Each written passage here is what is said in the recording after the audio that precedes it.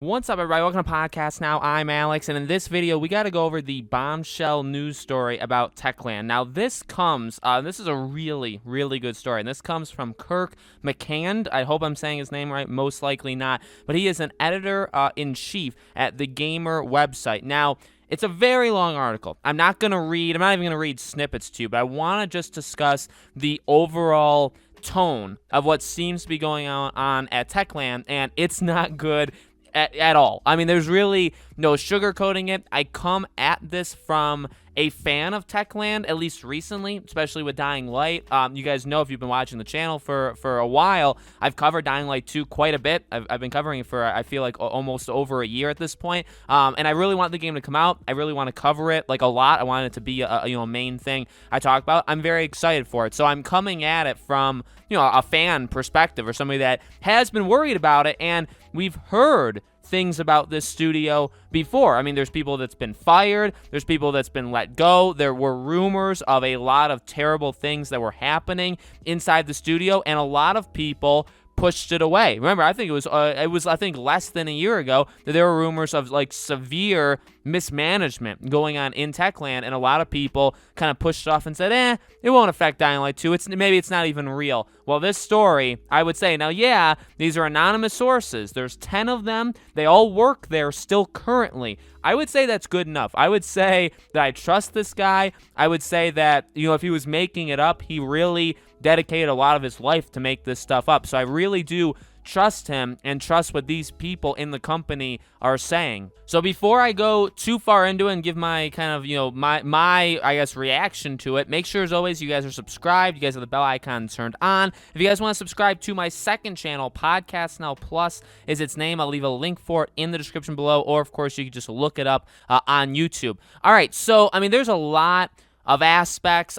Basically, one aspect, obviously, is many people leaving. 20 people, I think, have left just over the last year. And if you go back further than that, it obviously becomes even more. You have the allegations and misconducts and all that stuff that's happened. You have a management. Now, to be honest with you, there's some very scary stuff when it comes to, I guess, the development of the games. One of the things, I'm not going to read it, but one of the, a couple of the paragraphs that he wrote really focused on how you come up with ideas in this company, and it's actually scary. Now, I don't know, because I don't know enough about, the internal communications at game studios. I don't know when this happens, when this doesn't. I don't know how easy it is to turn around, but they talked about a cost-free stuff or cost-effective stuff, and basically you need to come up with ideas that don't cost a lot of money or cost next to nothing. And if you come up with something that's expensive or that fits in a budget, even if you tell them going into that idea what the budget is and that you think you can work it, you could be working on it for weeks, if not months, and then find out that you can't actually continue with it because it costs too much.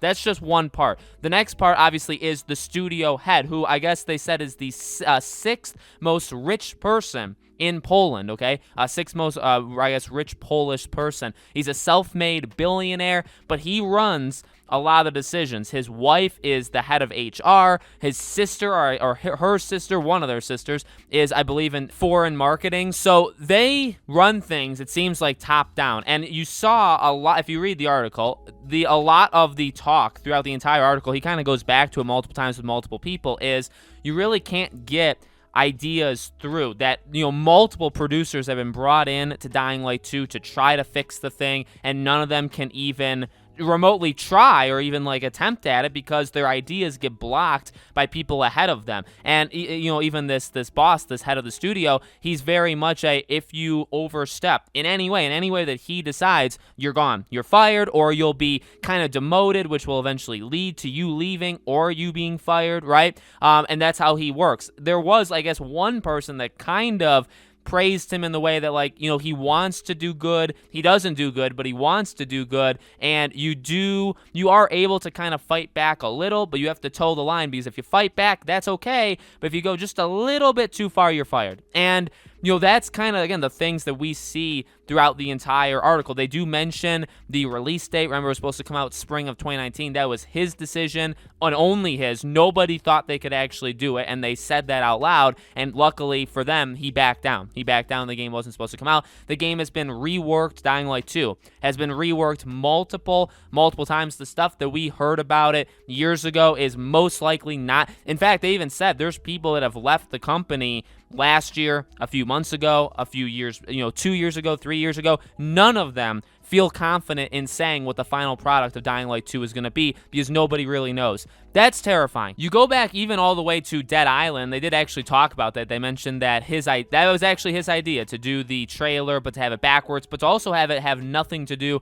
with the actual base game. They talked about him having like a serious, some sort of like, a connection with CD Projekt Red, where he doesn't like look up to them, but he looks to them as like some sort of standard for them. Oh, one thing I do want to bring up, and then I'll kind of talk about how I'm very terrified about this. The last thing I want to say, one of the biggest things was ideas. So I know I mentioned and they mentioned that, your ideas have to be kind of like cost effective. Well, another thing is one person said that any idea you pitch to him or any idea that ends up in these games needs to have been done before. And a lot of people there think that that's very anti the message of the company, because the company was founded on and the company is supposed to be about creativity and, pushing the limits and doing your own thing. But in order to get any idea off the ground, you need to show them where the idea came from, and it needs to be from another game. And that even for me, like that's just a really stupid thing. How do you have anybody innovate in life, really, not even just in games? How do you innovate in life if you say, okay, well, I'm only going to take this idea if you show me where it's literally been done before? We can't really do anything with it. We're going to basically steal 500 different ideas from all of these different games, and we're not going to do anything with them. We're just going to take them. And like that kind of stuff, whether it's games, whether it's movies, whether it's literally not even just entertainment, if it's anything in life, how do you, that'd be like McDonald's, and all they do is they take the recipes and they take the items from other restaurants' menus, and that's their food. It's like, well, obviously that doesn't make you unique whatsoever. So those things are very scary.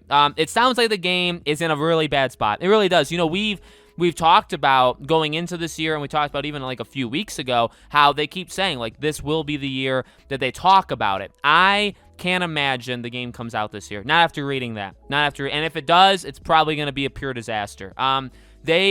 What they probably needed to do was like a year or two ago to completely restart, and instead what they've kind of been doing is, and what it sounds like, is like patchwork. They bring in somebody, they say, okay, well, here's what we got so far. You literally pick up where they left off and just keep going. And that's what it sounds like they've been doing for years, whereas I think they probably should have just completely restarted. So not a good look at all. I mean, again, I'm not going to say like I told you so. But what I will say is this.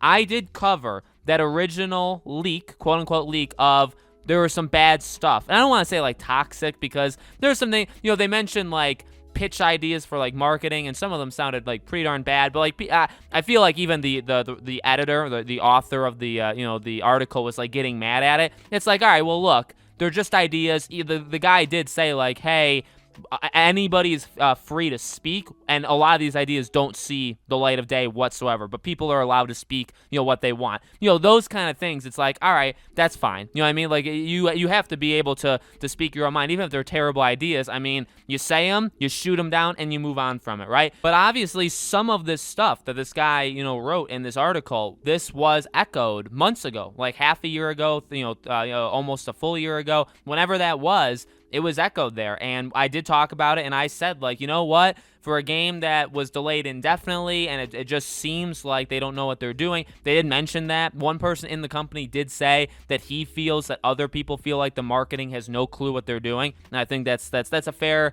observation. I think a lot of other companies have that same problem, though. But what I mean? So I did kind of give credibility to that and said, you know what, maybe that could actually be true. I saw a lot of people in that video. Even for me, I don't know about the entire gaming industry, but a lot of the people in that video for me didn't believe it and said like I was overlooking, or I was looking at it too hard, I was overthinking it. It definitely doesn't seem like it now. It seems like that was all true back whenever that was, and it seems like all this is true. So Hopefully we hear something about Dying Light 2. At this point, remember I've always said, like, I need to see it again? Yeah, we absolutely need to see it again, because what we see, what you guys have been watching for these last 10 minutes, okay? This is probably not the game whatsoever. You know, it's probably very, very different, and that warrants, I think, us seeing it again, because if we see it again and it's nowhere near this, doesn't mean it's worse, could be better, but we need to see it again. So I don't think the game's coming out this year. Techland probably just needs to hit the restart button. They won't do it. Maybe they'll do it after this game comes out, but definitely not a good look whatsoever. So let me know in the comments below, what do you guys think? Did you read the article yourself? Maybe you found something interesting that I didn't even talk about. Let me know. Again, as always, make sure you guys are subscribed, bell icon turned on. If you want to subscribe to my second channel, Podcast Now Plus, that's the name. The link for that will be in the description below. Obviously, if there's anything like this or any news regarding Dying Light 2, I'll be sure to cover it on this channel, and so I hope to see you guys there.